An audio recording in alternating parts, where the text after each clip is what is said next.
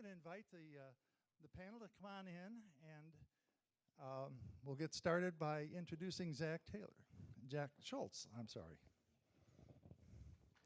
Welcome. Thank you. Thank you, everybody. Thank you, Lee.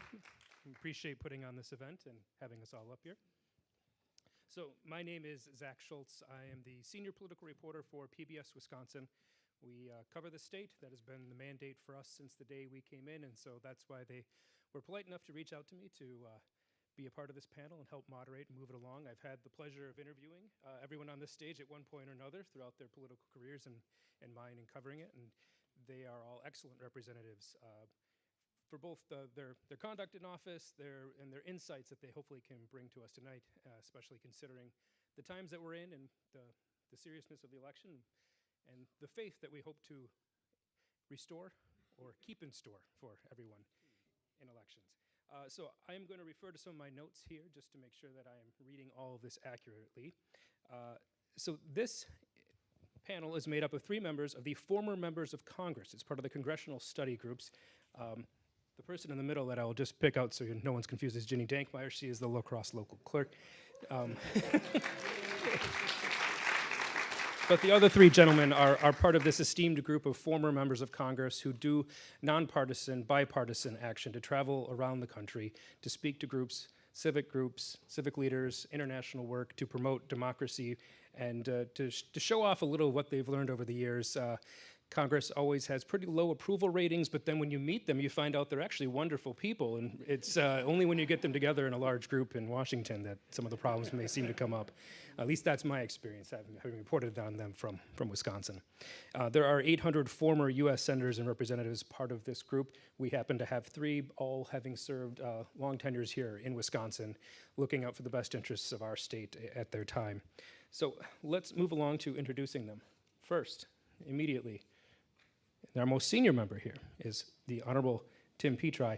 Some of you may remember him as Tom Petri, or Thomas Petri, because that's what he was elected as, but we have found out that he prefers Tim, has always been Tim, so it's kind of like, if you knew him as Tim, you knew you were one of the cool ones in the group. So I'm fortunate enough to finally met him as Tim. Before that, he was always Thomas to me.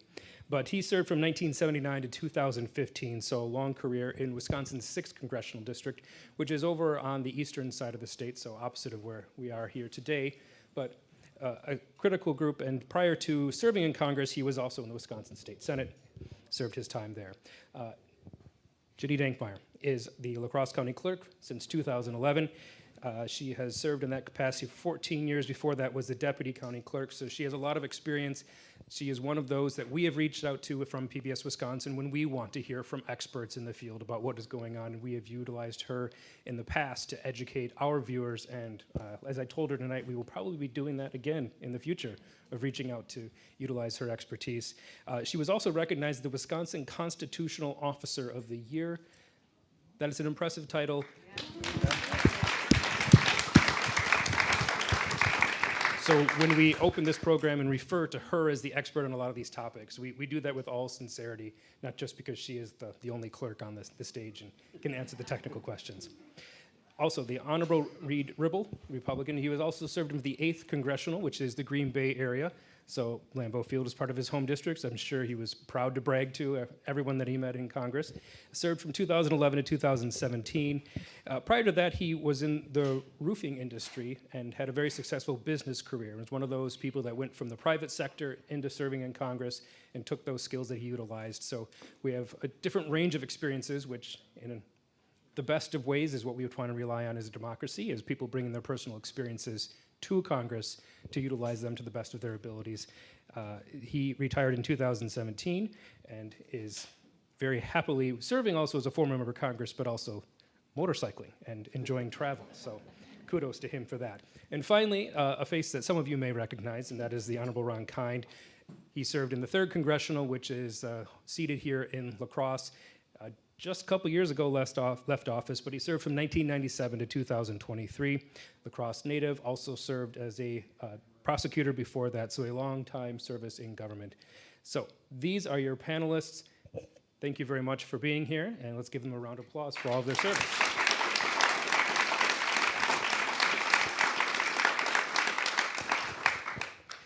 So we are going to start with you, Ginny, because I want to lay the groundwork here for what hopefully this evening can bring us in terms of discussion. Let's talk about election security and election administration, because for most of us, our main interaction comes when we go to the polls, and we think of it as a one-day thing, and the shorter the line, the better for most of us. Get in, get out, and then watch for the results that night. Can you give us a little bit of background on the year-round job, the continual job that this is, and also in this time of year, in this time of election season, what it means when the U.S. Supreme Court says they're about to make a decision, or they're going to take a case, or someone asks for an appeal on whether this person or that person is going to be on the ballot. So give us a little background about your job and how much goes into it. Yeah, contrary to popular belief, election isn't just one day. We've been working on the November election even before we had the August ballot, the August election. So, you know, it's a multi-month process. It takes a long time with coding the elections, finding out who's on the ballot. Sometimes we don't find out who's on the ballot until after we've printed ballots, but that's one of those things with the Supreme Court decisions that come down. You know, we code the elections, we get the ballots printed, we get them to the municipal clerks, and then they start their process of the absentee ballots being mailed out to those that have a request on file, and that happens 47 days before the election, so we can meet that 45-day federal deadline. 2 weeks before the election, we go in-person absentee voting, where people can go into the clerk's office and cast their ballot before election day. That gets extremely busy. We expect that to be extremely busy for this presidential, and then, you know, that leads up to election day. In that time frame, we're also training our poll workers, our municipal clerks. We want to make sure they're ready. Laws change a lot. Sometimes we do our training and say, remember what I taught you last time? Just disregard that, and let's talk about what the law is now. So, you know, we're going to do that training. We're going to make sure our poll workers know what the current processes are, what the current laws are. We're going to make sure our municipal clerks are up to date on that. And, you know, we're going to be ready to go here in La Crosse County, and we'll have a successful election. It'll be safe, secure, and that's what we expect here. So we have seen a shift over the last 4 years, certainly, and perhaps even prior to that, in terms of the attention paid to clerks and the important work you do, but also a lot of conspiracies surrounding the work that you do. And unfortunately, coming with that is some threats that come in from people that don't know better where to channel their anger, their frustration, their questions, and want to impugn your reputation. What have you seen here, and what do you have to work with for your employees and all the volunteers that come in on election day in terms of them preparing them for a very potentially dangerous election season? Yeah, it's unfortunate that in our training now that we teach de-escalation skills. We, you know, when you get mail on your desk in the morning, you shouldn't stop and think like, oh, what if white powder is going to fall out of this, because that happened in other states. And, you know, we're teaching our clerks, you know, be prepared, be safe. You know, we have contingency plans in place. If there's certain threats at the polling place, what are you going to do? You know, the de-escalation we're doing in training, you know, how do we get voters that are excited about certain things, how do we get them out? You know, we've lost a lot of poll workers over the years because of those threats, and sometimes it's just voters that come to the polls that don't like having to show their ID, or they don't like having to sign the poll book. Well, the poll worker isn't the person who made those laws. They're just here to enforce them. We're here to make sure you exercise your right to be able to cast a ballot. But the frustration is taken out on those poll workers, and a lot of those poll workers just, you know, they got scared away from it, and we're having to bring in new poll workers and get them trained in, because those senior poll workers, you know, just aren't there anymore for what we need. So it's definitely a different environment where we were 5 years ago or 10 years ago when I first started this job, but it's part of it. We have amazing municipal clerks. We have amazing poll workers that are all taking it in stride as we go, and we're going through it, and, you know, we're going to get through it and still have our elections. Great. If you can share your mic with Tim. Tim, I'm going to address this question to you as our most seasoned statesman here. You have had the longest career in politics. What has changed over your time? And give us some perspective in terms of how it used to be, and when did you notice a shift, and what does that mean in the bigger picture for our democracy? Well, I think most, people took elections pretty much for granted, and it was part of your civic obligation to vote. It was part of your civic obligation if you had the time to volunteer and work at the polls. I suspect there are people in this room who have friends or who may have themselves at one time or another volunteered and been poll workers. It's an important job, and it's done by our fellow citizens. And it's a self-governing country. And for a variety of reasons over the years that I've been in office, the system has become quite a bit more formal and legalistic. It used to be a little bit more relaxed, and if your nomination papers weren't exactly right, people would say, well, you made an effort and we'll put you on the ballot, sort of thing was the attitude when I first was running. Now, by God, you go to court and the lawyers are involved, and it's become much more sort of formalistic and so on. I suppose that's all right, but it's a little overdoing it because it is self-government, and no one's going. It's never going to be perfect, but people are doing the best they can, and I certainly think here in Wisconsin and La Crosse and Fond du Lac, my hometown, an awful lot of people are conducting the elections and doing a very good job. I do want to add for everyone out here, we do hope to take some questions at the end. If you're able, one of the cards on your seat has a QR code. You can scan it into your phone and then type in a question. That will pop up on an app on my phone, and so I'll be able to read it that way. It's a little more efficient for us to do it that way rather than trying to pass a mic around. So if you do have a question when we get to that portion, or if you want to scan it in right now, feel free. So Ron, I want to ask you about the environment. You were the most recently in Congress of everyone on our panel. Is this something that needs to be handled at a federal level? Is this a state issue? Is this a local issue? Everyone talks about turning down the temperature, but that's kind of empty rhetoric at this point, considering the stakes in these elections. So what can be done to actually make it safe so Ginny doesn't have to worry about recruiting a whole new wave of poll election electors? Well, Zach, before I answer that, let me just thank you and Wisconsin PBS for moderating, and also Lee Roche for his role in helping to organize this and help get the word out.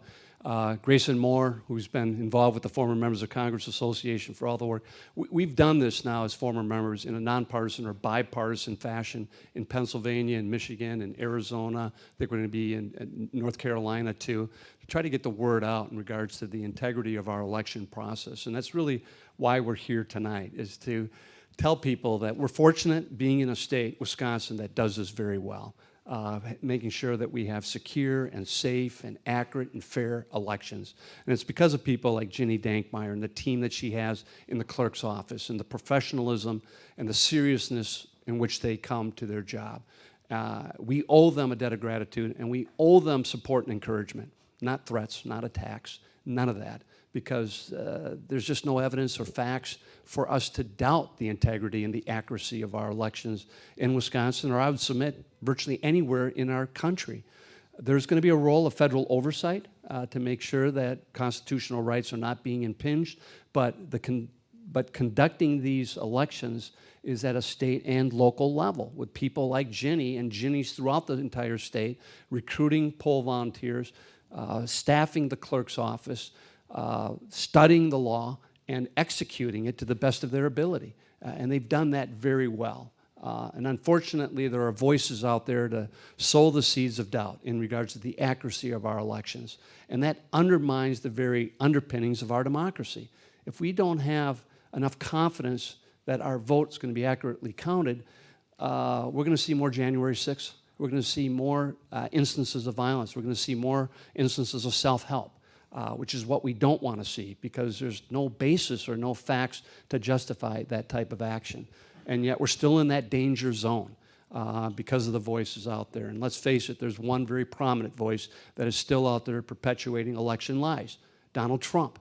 And we never had this problem, Zach, when I was in office all those years, until he came to the national scene. And he started talking about this from day one, back in 2015 when he was announcing his candidacy, already talking about election fraud and how the election process can't be trusted.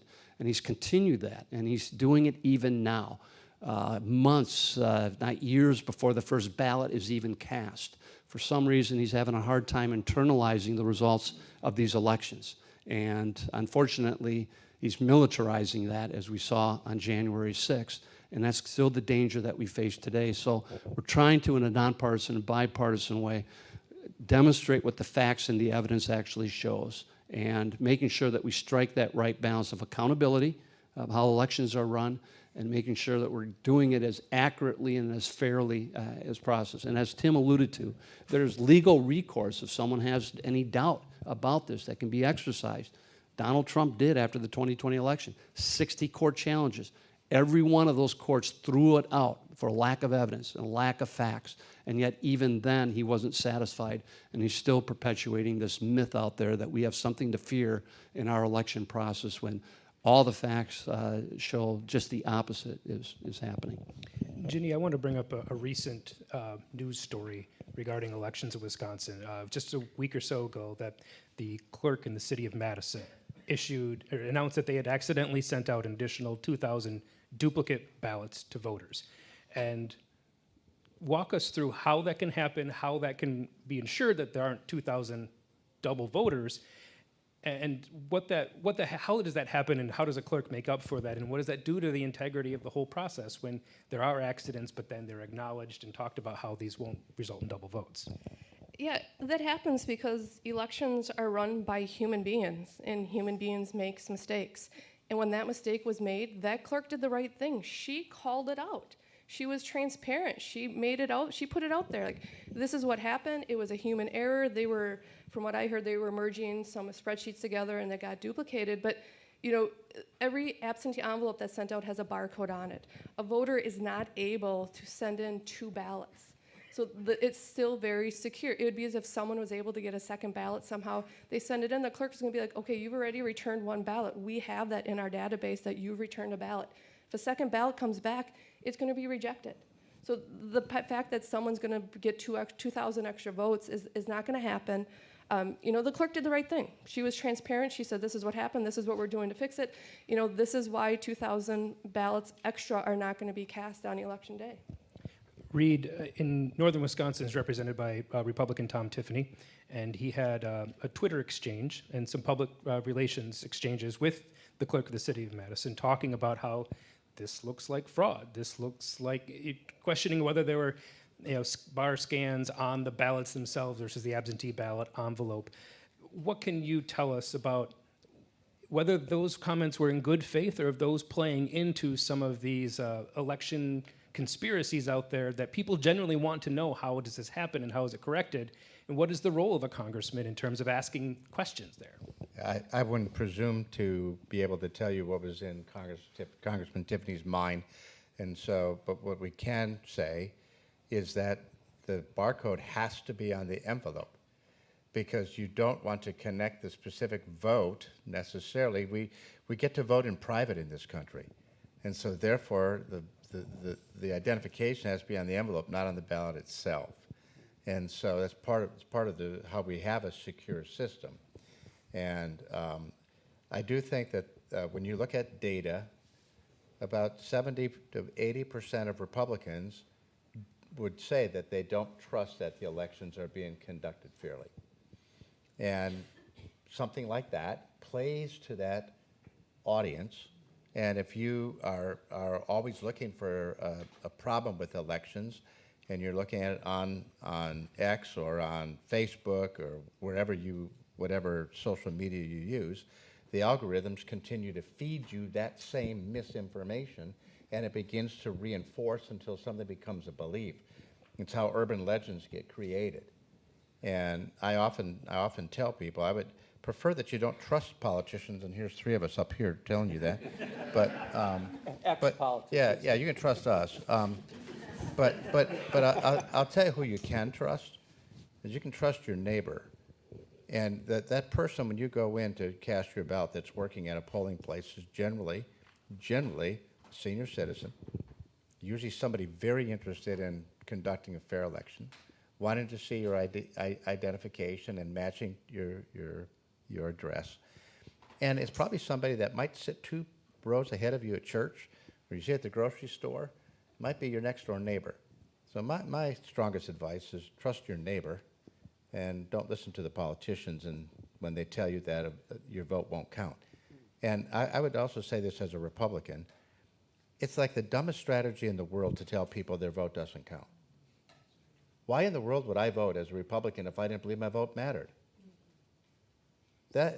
I mean, just from a pure political strategy, it's near idiotic, and I don't understand it at all. But I trust, what are there, 1,800 clerks in Wisconsin? 1,850 municipal clerks. 1,850 municipal clerks. And I mean, this is local government at its finest.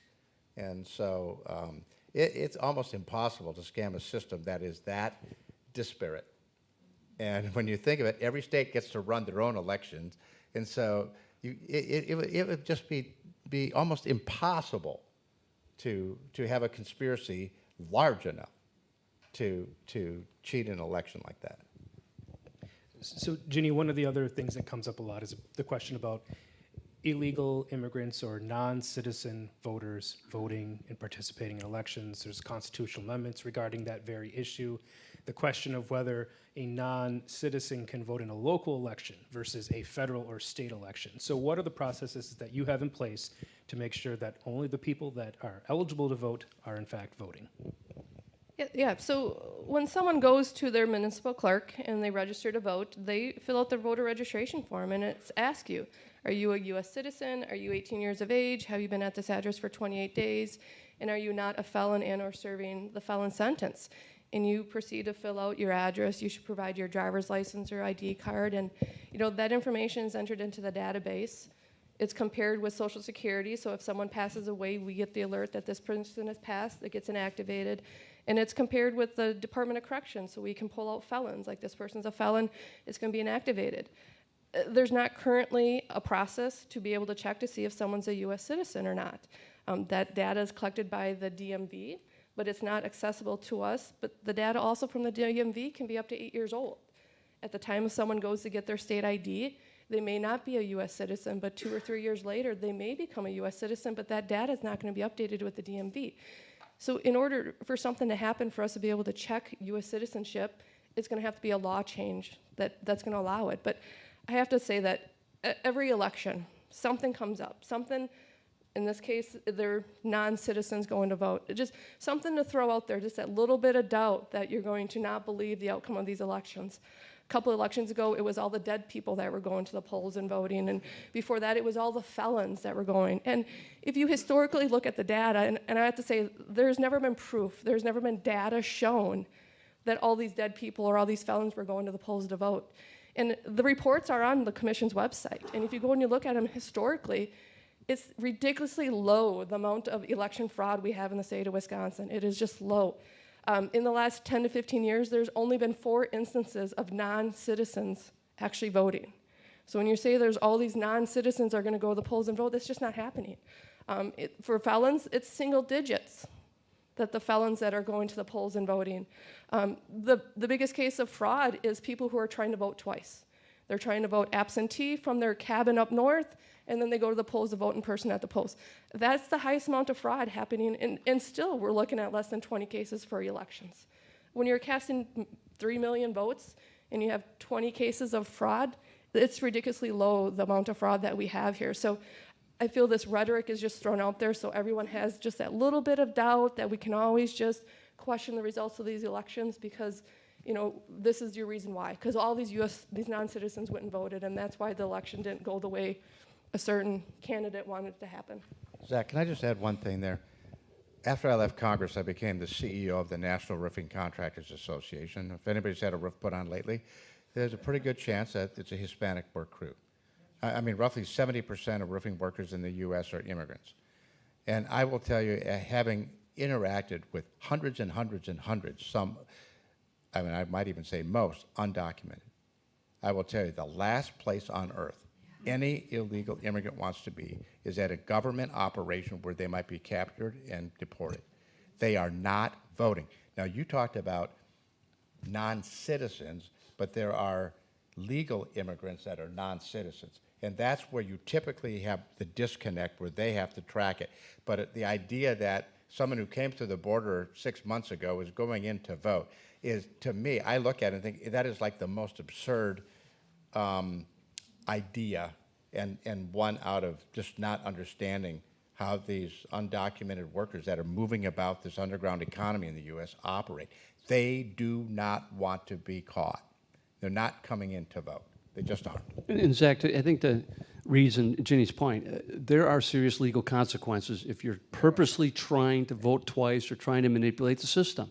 and you can be held accountable for it. There was an elections clerk in Colorado that was recently convicted of trying to manipulate ballot boxes. She was just sentenced to 8-9 years in prison for doing it. So let alone undocumented workers here for fear of facing some type of legal persecution. Citizens trying to do it will face legal consequences as well, which are very serious. Yeah, and I think that the voting rolls are public, and you can go and check on whether someone has voted or not. And if anyone knows of an illegal immigrant, and you can go down and look and see if their name's on the voting roll, and if they voted, and you can put them in the slammer probably. But if people feel that's going on, they have an obligation to go down and check the voting rolls and prove it. And the whole system is checked, and people can close elections. Candidates have a chance to have recounts. There are all kinds of ways of checking them out. The one other point I'd mention is that everyone who's elected is elected on the same ballot as everyone else in that particular jurisdiction. And so if we saw fraud, we'd think you'd hear county board members talking about fraud and town board members and city council members, because it's all the same ballot. And yet somehow it just seems to be some sort of a media thing that's coming. Tim, I always found it hilarious that every member of Congress after the 2020 election that got elected did not dispute their own election result. It was only at the presidential level for some reason that they wanted to. But no, I mean, if you you were happy with the result and you didn't contest it, then yeah. So Yeah, if that ballot was not valid, then their elections were not valid either. Well, one of the things that I've dealt with in terms of my reporting is talking to election conspiracists or skeptics.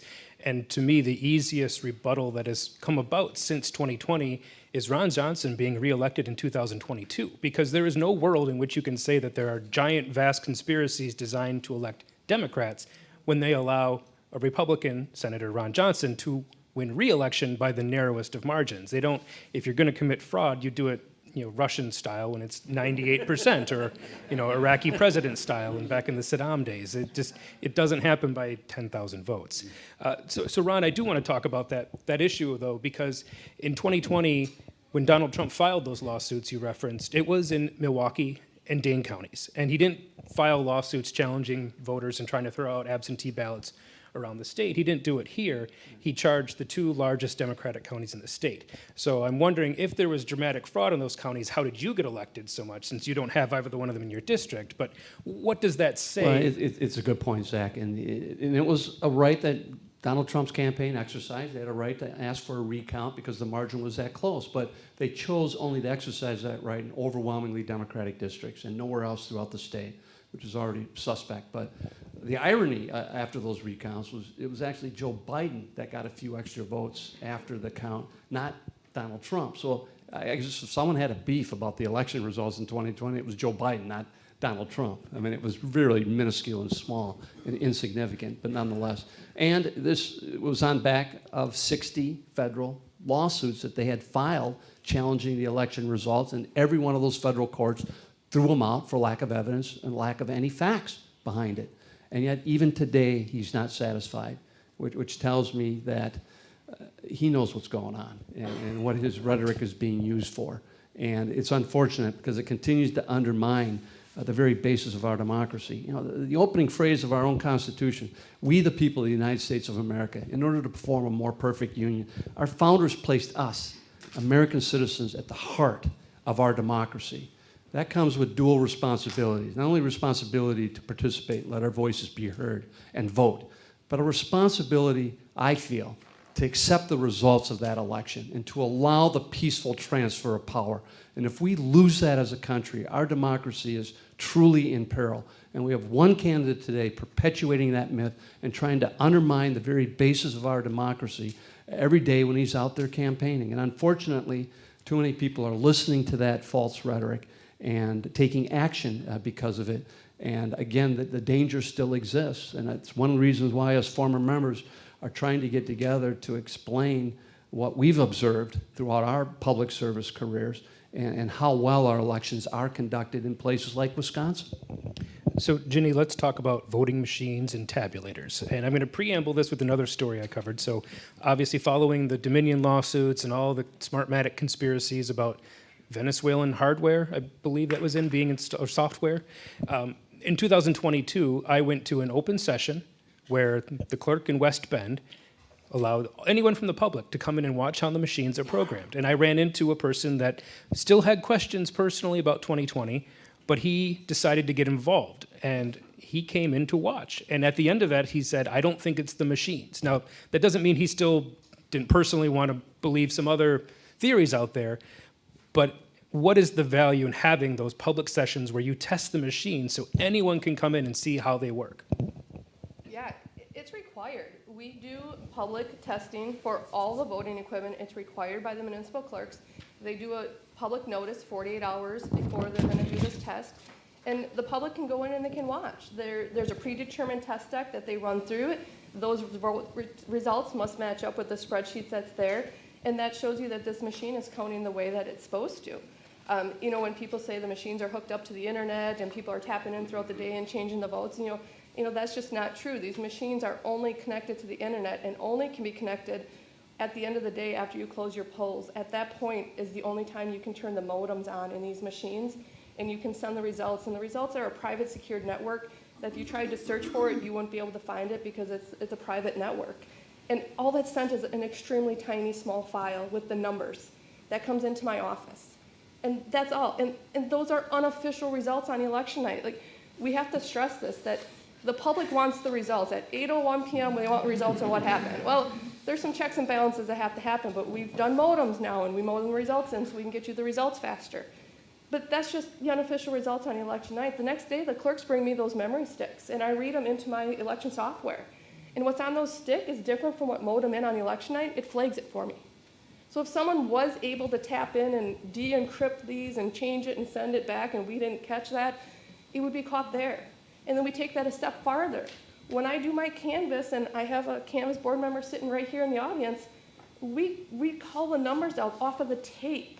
We don't even go off of the memory stick, or we don't go off of the results that were modem in on election night. We read the numbers from the tape that was printed off at that machine, at the polling place on election night.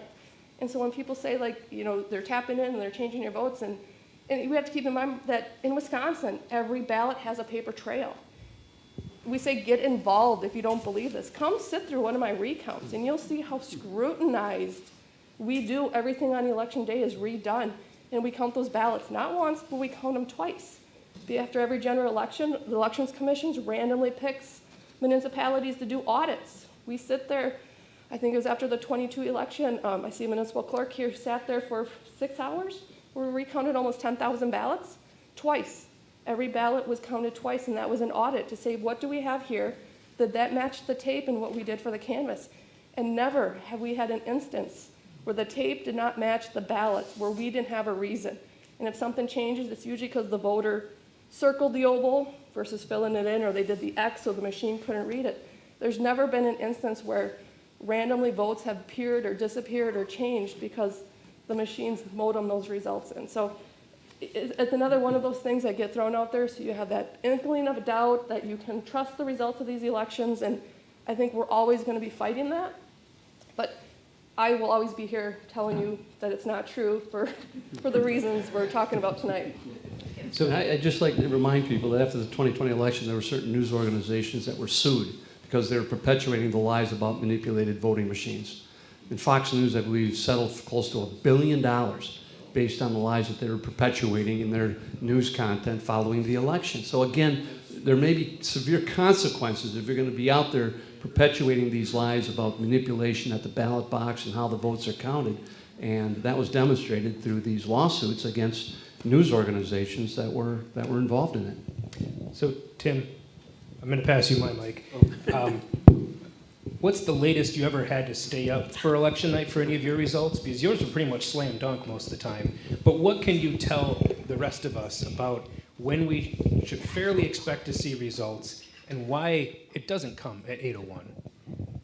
Well, the first time I was elected to the United States Congress, we didn't know what the results of the election would be for about a day and a half afterward, because the polls closed, and I think I might have been behind at 12 o'clock at midnight or a little bit late.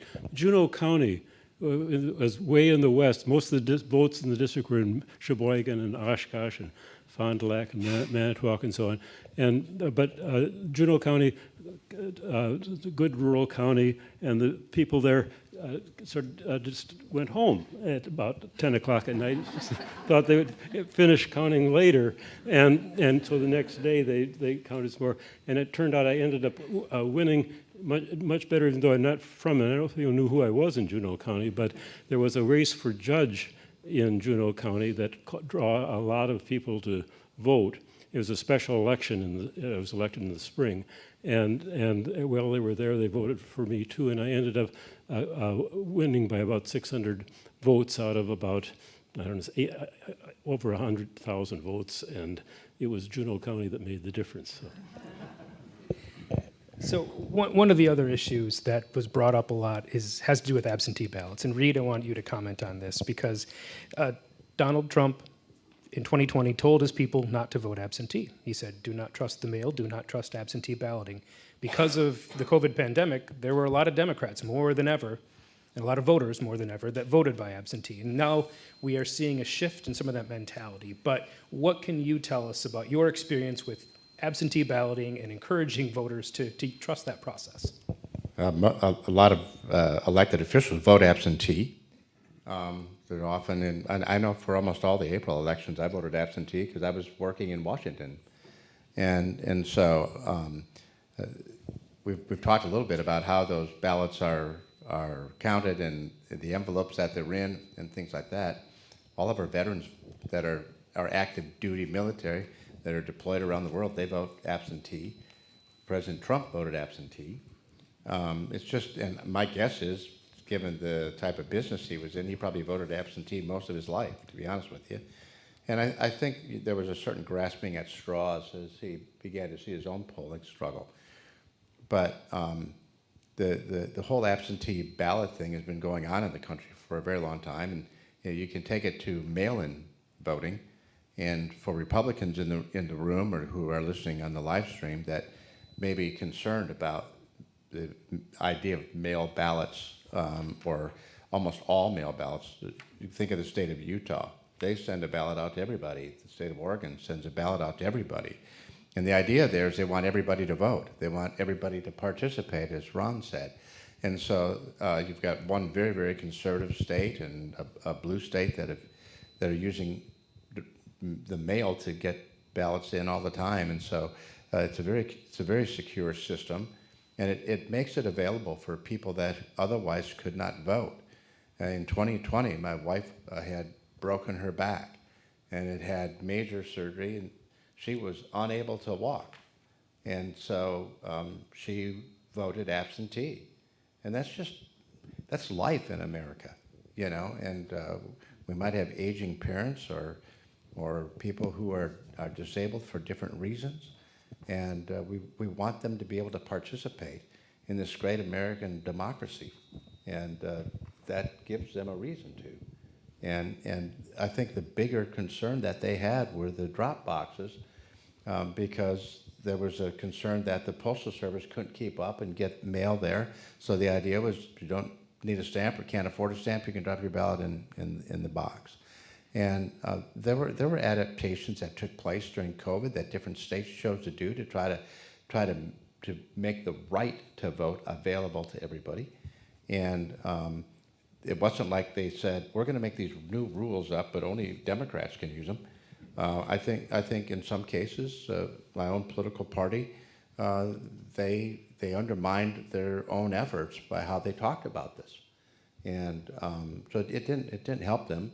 And I think they're learning now because all of a sudden the RNC is talking about mail-in ballots and early voting.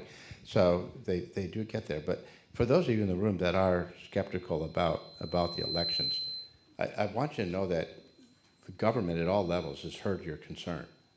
And they're trying to rebuild and try to remake the trust in it. And so I thank you for coming. Thank you for listening.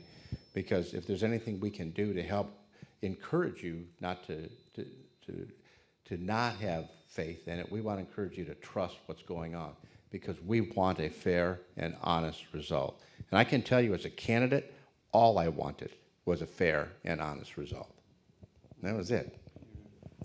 So, Ginny, let's talk about something you did reference, and that is what happens after election night, because the real counting, the official results aren't official until the Board of Canvassers meet, and we have heard rumors, theories about what may happen in other swing states, key states where there may be additional challenges to certifying elections. And what power does anyone have at any level to challenge these elections from being certified to getting to the point where we can officially say who won in Wisconsin? No challenges can be done in the state of Wisconsin until your Board of Canvassers has certified those results. So to say our Board of Canvassers aren't going to certify the results, that has never happened in Wisconsin. I don't foresee that happening in Wisconsin. You probably have 72 county clerks that are going to be elated to sign their name to that Board of Canvassers tabulator statement, putting an end to the election and saying, this is the results, we're done, and now we can move on with our lives, because we've been nothing but the presidential election for the last 6 to 8 months. Once that's certified, those results then go up to the Wisconsin Elections Commissions, and they certify the results for all 72 counties and for all the federal contests and the state contest. Once that's done, if a candidate feels something happened and they're within that range that they're allowed to ask for a recount, they certainly can ask for that recount, and that's what we're going to do. We did a partial recount after the 22 election. We did a school district recount after the April 23 election. We've done more recounts than I can think of. And it's not a bad thing. County clerks like to think the recount is our Super Bowl. But I don't mind doing them, because when you have people out there saying these elections are rigged and this happens and that has them, all we can say is get involved. Come to my recount. If you don't want to work the recount, we pay well and we give you food. But come and watch. You see how we tear apart election day between the poll book and who's on the poll book, and does that match the number of ballots that were cast, and we go through the absentee envelopes. We talk about absentee voting. We're going to look at those absentee envelopes, and every absentee envelope, is that person's name on the absentee log? And does that show they requested a ballot? Does it show the ballot was returned? Does it show the ballot was counted and it was issued a number? We go through the ballots themselves. We count every single ballot twice. So we certify these elections, the recounts, we go through them and we do everything all over again. And we do it painstakingly, and it takes time, and it takes days sometimes, and it takes weeks. But that's the process we go to. So when we're done and we say, these are the results, and I can guarantee you these results are safe, secure, and this is how the election was done by the voters who cast their ballots, and we made darn sure those ballots were counted properly. So we're about 10 minutes away from the section where we'll start I'll read off some of the questions from the audience. So last chance to scan some QR codes and submit a question. But I kind of want to go through the panel here. And Tim, I'm going to start with you. If there is one piece of legislation or one law change you could make at either the federal or state level that would most reinforce or boost trust in our elections, can you think of something that you would like to see passed? I wish I had a magic wand that I could wave that would stop all that. I think, frankly, that the system is pretty open, and people can go down and watch the votes being counted. You have parties can have observers at the polls. We try to keep campaigning and people from interfering with the vote for a good reason. And I think the system is fine. One thing that I personally feel very strong about is that I like the fact that it's a state-based system in the United States, and in each state it's based on the county and local, because it really is from the bottom up. And if we were to change it and to go to a national system, I think we would lose a lot of the discipline that we have now by having it done locally. Reid, what do you think? If I were to make one change, it would be that they start counting the mail-in ballots at the beginning of the day and not wait till the end of the day. I would even be open to them. Can I ask you, so there was a proposal that would have allowed for early counts to that, because they can start in the morning of election day, but there was an effort to switch that to Monday before an election. Is that what you're talking about? Yeah. I think the earlier you can start counting those, because those have already been delivered, you can set up whatever time parameter you want. But the idea to count them so late lends to this kind of rumor mill. Oh, this candidate was winning, and then all of a sudden these magical ballots showed up. I think it plays into the idea if you are prone to mistrust results. And so the sooner you can count, the sooner the results can be done, the more reliable I believe it becomes. And so that would be the one change. And I would like the federal government to stay out of Wisconsin. Wisconsin, I want her to deal with it, and I want the 1,800 other neighbors of mine to deal with it, and not some bureaucrat in Washington, D.C. dictating it. Well, unfortunately, Reid stole my plan A as far as what I was hoping for, but plan B would be making it easier for people to register, regardless of party affiliation. We're just making too many obstacles to make it harder for people to even register. And then mail every registered voter a ballot and make it easy for them to vote. And that ought to be our North Star in all of this discussion of reform. It's what can we do to make it easier for the American citizen to vote during the election cycle? And let that be our guide, regardless of any party consideration. Ginny, I don't want to make you into a lobbyist here, but would you like to chime in? Is there something that you would like to see done? Yeah, I'm going to have to agree. We had the county clerks and municipal clerks, we thought we had a bipartisan bill for Monday processing of absentees. And it goes into exactly what we said here.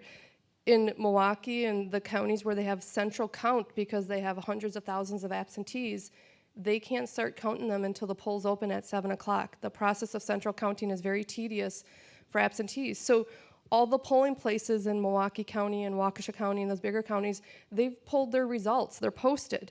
But everyone forgets that there's still those central count absentee ballot totals that have to come in. So when they say they went to bed and one candidate is winning and they woke up and it got flipped and that's what happened, well, that's the reason for it. And we were trying to get the Monday processing bill passed so absentee ballots could be processed on Monday. They're not tallied, the results aren't released, they're processed, they're held tight until election day, and then at the end of election day, all the results are posted at once. And then that goes to that conspiracy theory that, oh, you just switched all the votes or you dumped the ballots to make sure your candidate win. And you won't find a county clerk who is against this. I think there was many of the 1,850 municipal clerks that were in favor of this because it just makes things run smoother if we can get those absentees counted and results posted as one on election night. So let us shift to some of the questions that I am reading off of the app that came in from all of you. I have a few questions here, so thank you for submitting them. And if any of you want to get some more in, there's still a minute here. So the first one is, no Dropboxes were video monitored as promised in 2020. Then those boxes were declared unconstitutional. Is it conspiratorial to find that problematic? So I don't believe that video monitoring was ever promised in terms of a legal requirement. Dropboxes prior to 2020 were entirely up to the local clerks. They were not addressed in state law at all, which is part of the reason it went to the Supreme Court to determine whether they were legal in the first place. A conservative Supreme Court declared very narrowly in a very fractured decision where the majority agreed on, I think, 18 paragraphs. It was a very fractured decision that they were not, but it did not change the 2020 elections. And then most recently, a liberal majority in the Supreme Court ruled that they are legal. So, Ginny, let's start with you about Dropboxes and how do you have them here and how do you handle them and what should people take from that? Yeah, this is part of Wisconsin that, we are decentralized and our 1,850 municipal clerks run the election at the local level. So you have 1,850 different decisions on who's using Dropboxes and who's not. It's a municipal clerk decision. There was guidance that the Election Commission came down with that says, hey, if you're using Dropboxes, let's make sure they're secured. Make sure they're secured to the ground, to the building, to make sure that they can't be tampered with. Make sure there's a security tag on that so you can make sure that they haven't been opened with. If possible, put video cameras on them so they're being watched. So there are some municipal clerks who have followed that guidance and feel that this was something that was necessary to be able to allow voters to return their ballots. A lot of rural municipal clerks only have a couple hours a week where they have office hours. And if someone's not trusting that their ballot's going to get returned by the mail, then the Dropbox is the answer. There's some municipal clerks that don't feel they have a secure Dropbox, and they're not using Dropbox with this election. But it's a municipal clerk decision. The clerks that are using them in the Crosse County are making sure that they're secure, and they have a log when they're opening them, how many absentees are being taken out. So it's done in a safe and secure manner in the areas where the clerk feels they're necessary. I just want to answer the question specifically, because I think the actual question was, is it conspiratorial to think that? And I would say no. I think it's okay to challenge how we do elections. It's not conspiratorial to ask questions and to want to have security and or to have the suggestion that they should be video monitored. I do not believe it's conspiratorial at all. And so if whoever asked that question, that would be my take on it. So Reid, Sorry, I misinterpreted the question. Reid, I have a follow-up on that because recently we've seen some headlines. The Dodge County Sheriff was on record pressuring a couple local clerks in his county not to use Dropboxes. In Wausau, the recently elected conservative mayor proudly took a picture of himself carting off the Dropbox, only now for there to be a DOJ investigation and the Dropbox is back in place. Is this becoming a partisan issue surrounding this, and can we get back to it being a clerk's decision? We live in an era, and it's been getting more and more this way over my time in office, where partisanship itself is masquerading as a principle. And when you get to that place, everything feels partisan. And you know, the case in Wausau, as I understood it, the mayor felt that the city council hadn't given approval, and so he decided to take action. But I would also say that virtually every mailbox in the country can take a ballot and mail it in, and so there are ways to get ballots to the polling places. Whether it's in a formal ballot Dropbox where it doesn't require a stamp or you have to put a stamp on it, that might be one change that Wisconsin could make as well. But I just think that we have this idea that everything, and especially our neighbors and those who might disagree with us politically, are wanting to pull the wool over our eyes or cheat somehow. And I will tell you, as someone who served in Congress next to this guy, I hold him in about as high a regard as it's even humanly possible. And I never once would think that what he was doing in his role as a congressman was nefarious. He might have had a different policy solution than I had for some problem that we were trying to deal with. But I mean, I want to believe that my neighbors are the same way. And so I choose to start there. And we all can change how we think about this, but you have to start it individually. And I used to coach girls volleyball at Appleton. I did that for 20 years. And if we had a particular problem, I would tell the girls this little poem, you know, I am only one, but I am one. I can't do everything, but I can do something. And that's something that I can do, I should do. And that what I should do, I shall do. And if everybody in this room would begin to talk to the circle and sphere of influence that they have, their friends, their people at church, their social groups, about what you heard tonight, you can change how people view things. And we can have a different way of dealing with one another. So, Ginny, another question coming in from the audience is, my college student requested an absentee ballot. I received a flyer in the mail that identified awareness that an absentee ballot had been requested. Why? There's a lot of third-party groups, and I'm not sure if this is what they're asking. There's a lot of third-party groups out there trying to help, and they'll be sending you voter registration forms in the mail, and they'll have your address from 5 years ago, or they'll be sending you absentee ballot request forms in the mail with the wrong information on them. And they're not being helpful, they're causing confusion, and we're getting the phone calls from them saying, well, I just got this voter registration form in the mail, but I'm already registered. And we're like, yes, you are, just throw this stuff out. So if someone requests an absentee ballot from their municipal clerk, they will get the absentee ballot in the mail from their municipal clerk. They won't be getting any confirmation in the mail saying, yep, you requested an absentee ballot. That's these third-party groups that are trying to be helpful, but they're causing more confusion than they are being helpful. All right, another question, Ron, this is for you. It said, Ron said Trump was the original election denier. What about Hillary and others in 2016 who repeatedly said it was stolen and he was an illegitimate president? Well, we can go back and relitigate all we want, but I think the facts are pretty clear in regards to where the rhetoric was coming from in order to sow the seeds of election fraud. And it's still happening today.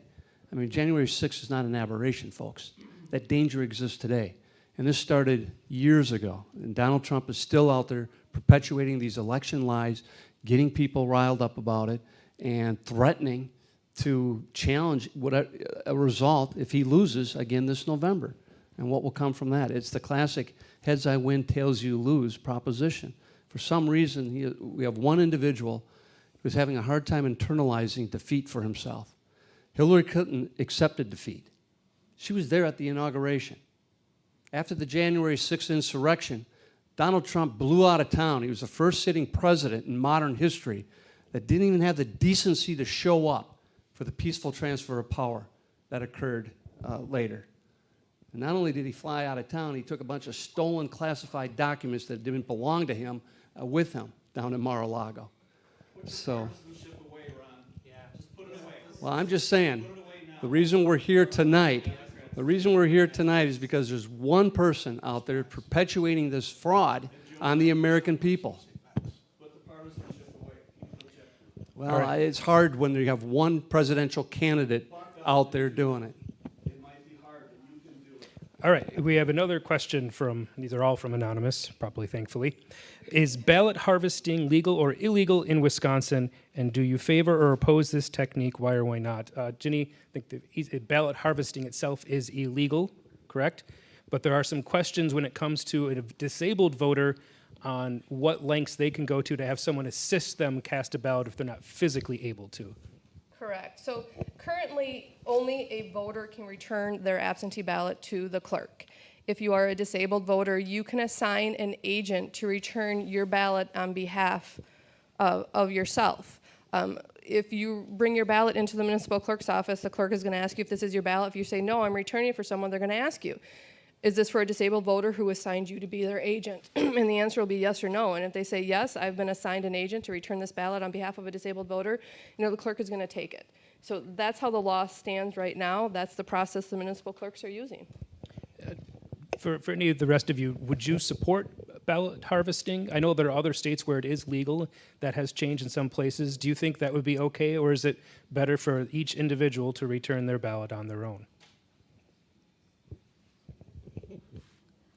I think it's, we have, as you said, there are ways, if someone, you need help, you can indicate that on the ballot.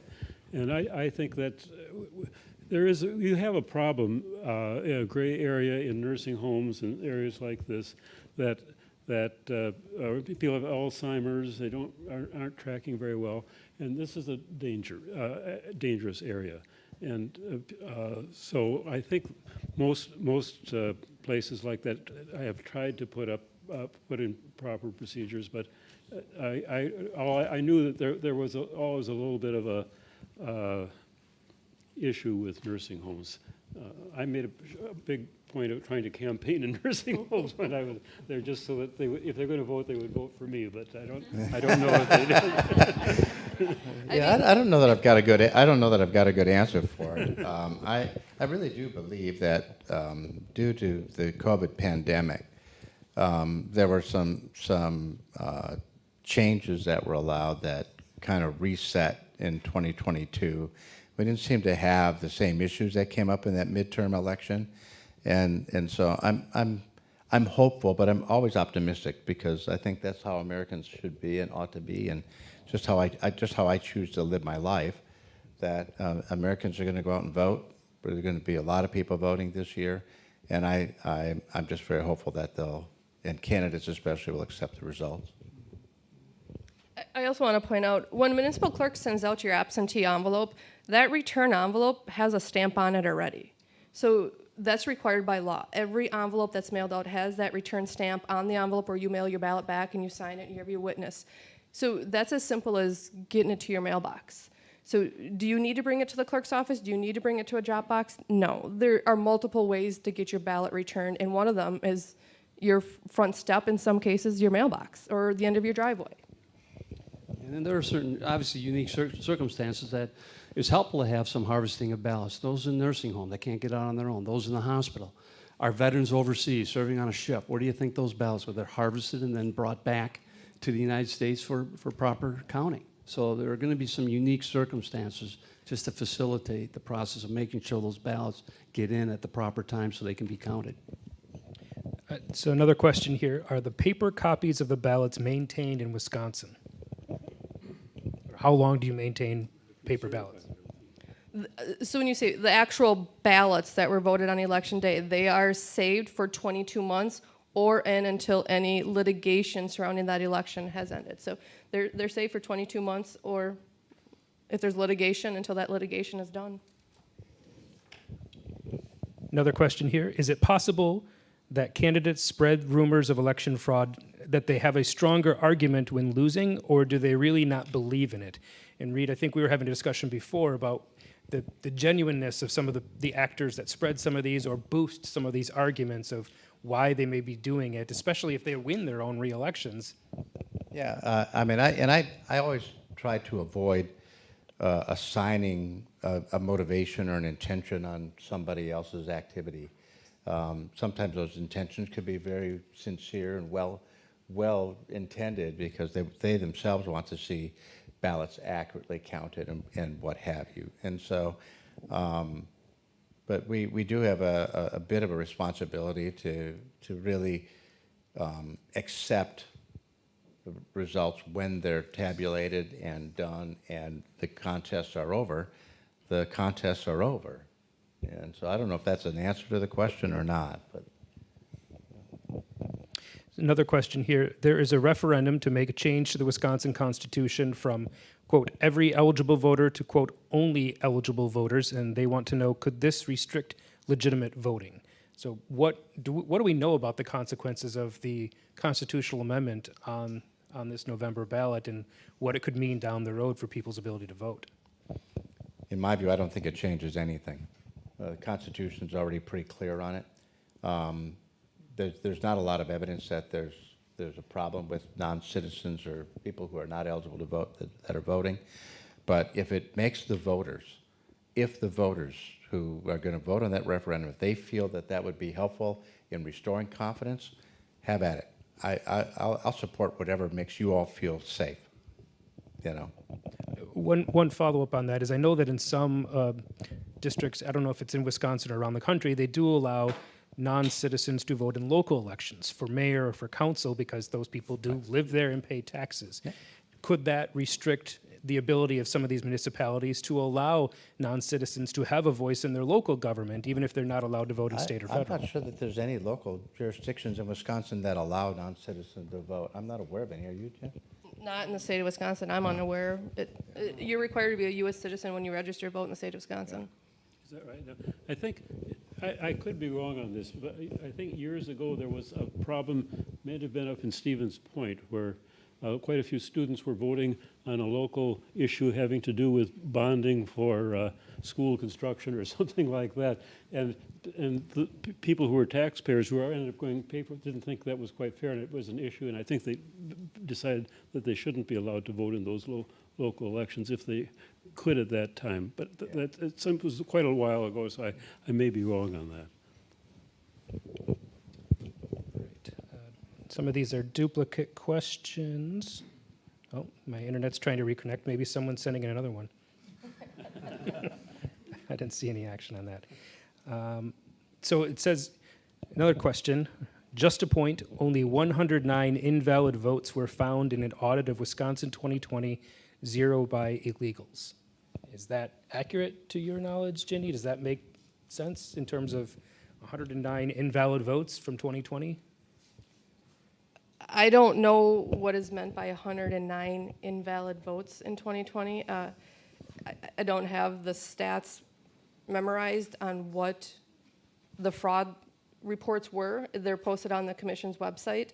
All I know is when you look at these, the last 10 to 15 years, there's only been 4 instances of non-U.S. citizens voting. So I don't know the 109 invalid votes. I'm not sure what that means, so I don't know how to answer that. Yeah, I'm not sure if there was some technical mistake or error that was made in submitting the ballots, but that's another area I think there's room for improvement in the state is for self-correction to take place. If someone makes an honest mistake and didn't have the right address or something on it, having the ability to self-correct that so that vote isn't disenfranchised ultimately is something I think the state should take a closer look at.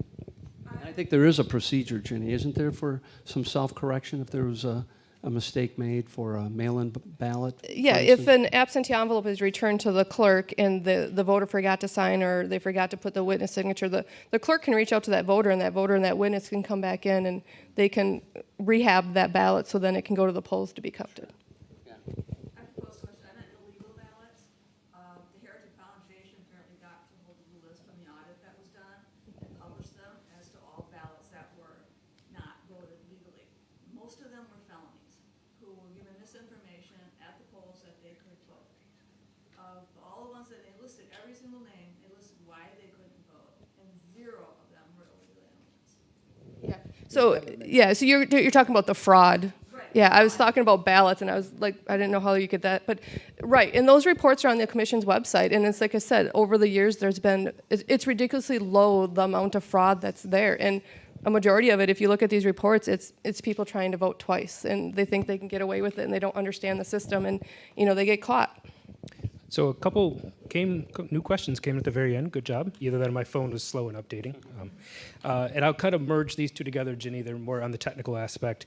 If you vote by absentee ballot, how do they know they're a U.S. citizen, and how do they know if they show a fake ID, and are they now required to have a birth certificate to vote? So what are the technicalities when someone registers? Yeah, you're not required to show a birth certificate when you register. So in order for someone to receive an absentee ballot, they have to be registered to vote first. There's an exception for military and overseas voters, but they have to register to vote before we're even going to accept your absentee ballot request. So again, you're filling out that registration form, you're attesting that you're a U.S. citizen, that you're 18 years of age, you've been at that voting district for 28 days, and that you're not currently serving a felony sentence. Once the clerk gets that information, they're going to see your proof of residency. That's required. And then if you request an absentee ballot, you have to show your proof of residency. That means you're submitting a copy of your driver's license or your state ID or your passport, whatever it is that you're showing for acceptable photo ID. So that's the process that's put in place before we send out absentees. We just don't get emails and say, I'd like your absentee ballot, and we send it out. Like, there's a whole process that goes in place to make sure the voter's registered. With the database shows us if they have a photo ID on file, the copy of that photo ID is there. So it's a very lengthy process before we're going to send a ballot out in the mail. Ginny, is there still a problem with student IDs qualifying for registration purposes? Yeah, at the campuses, the student ID qualifies if it has certain things on it. I'm not up to par on what those are. Nikki Elson, our city clerk, is amazing with that, and she has all that taken care of to make sure that college kids are able to vote the way they need to. And all polling books, we get requests all the time after the elections.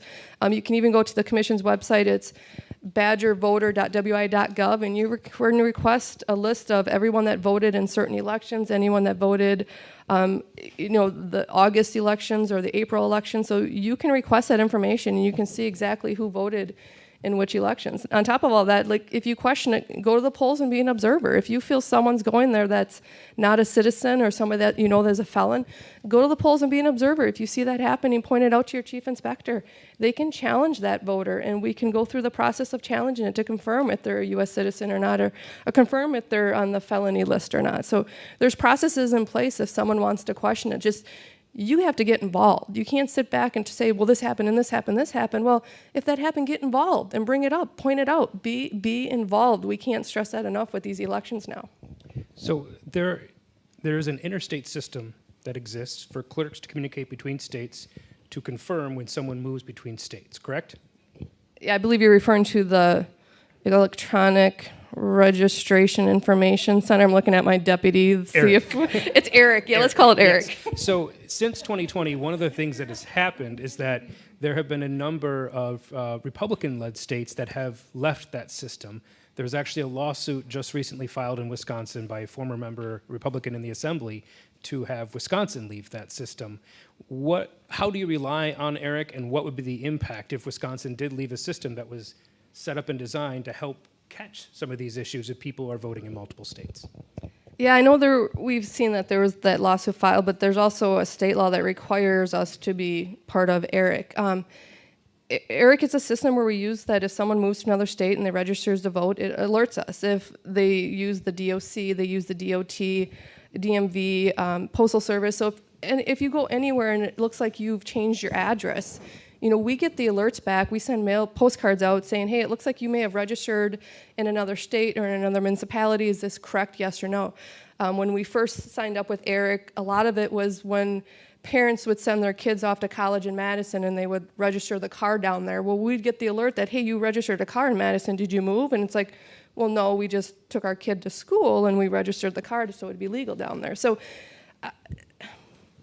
would it complicate when we check our voter rolls with other states to see if people are voting in multiple states?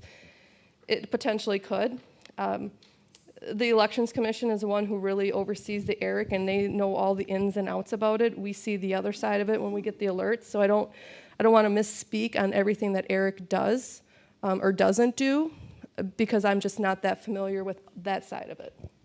I'd like to wrap up this evening with each of you answering the same question, and that would be, what can people in this audience do, or anyone watching tonight, when they're talking to a neighbor, when they're talking to a friend? Reid talked about the importance of talking to neighbors and the trust there. If they still have some doubts about the integrity of Wisconsin elections, what's the simplest message without getting into tabulators and ERIC and lawsuits? What is the message that you would ask them to convey? Well, I'd just say that if people have doubts, they should learn more about the system and how it actually works. And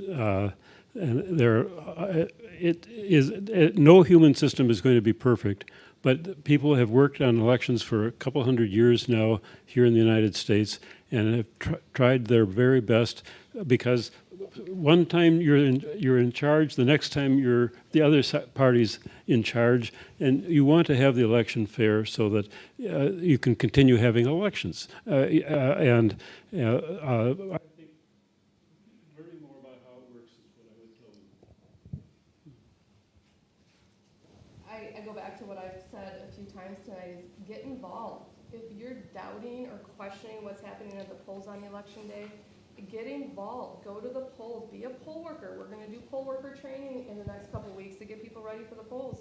And then if that doesn't do it, call me. I have never turned down a call from a citizen who had questions on how elections work. After the 2020 election, I spent days and days on the phone with voters, just wanting to know, how does this system work and what I'm hearing happening or not.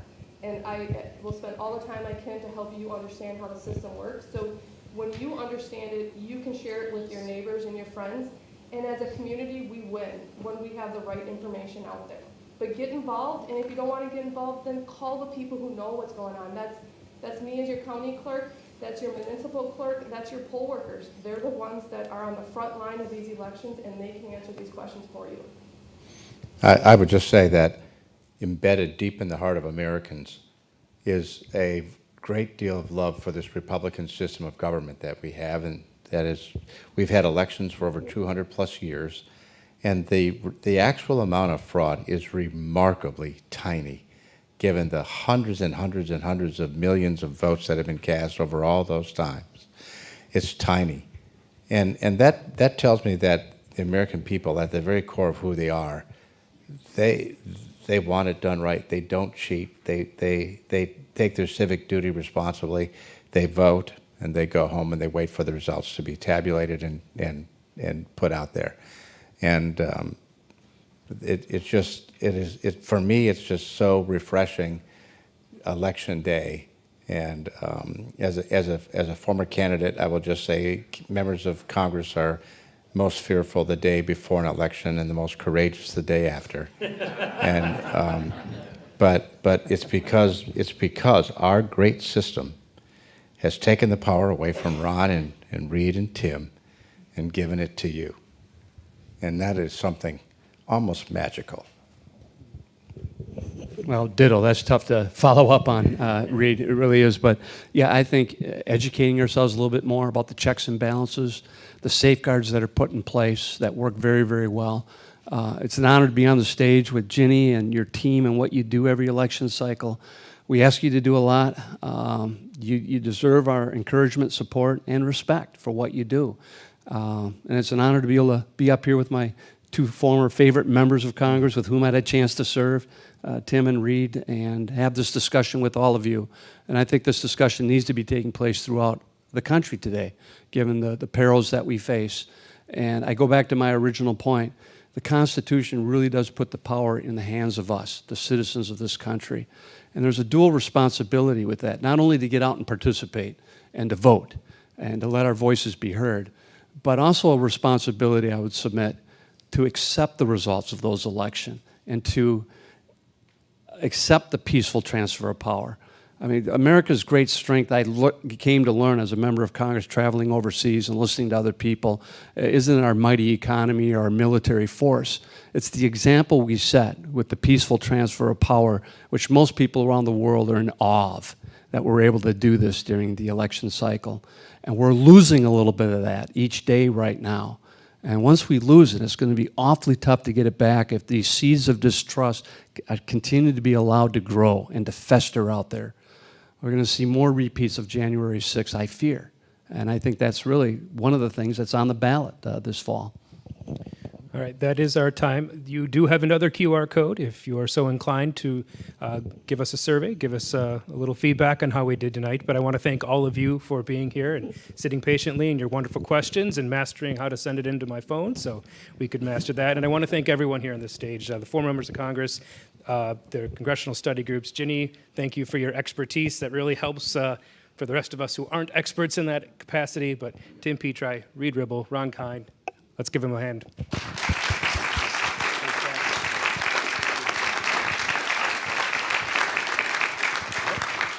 Thank you. Have a good night.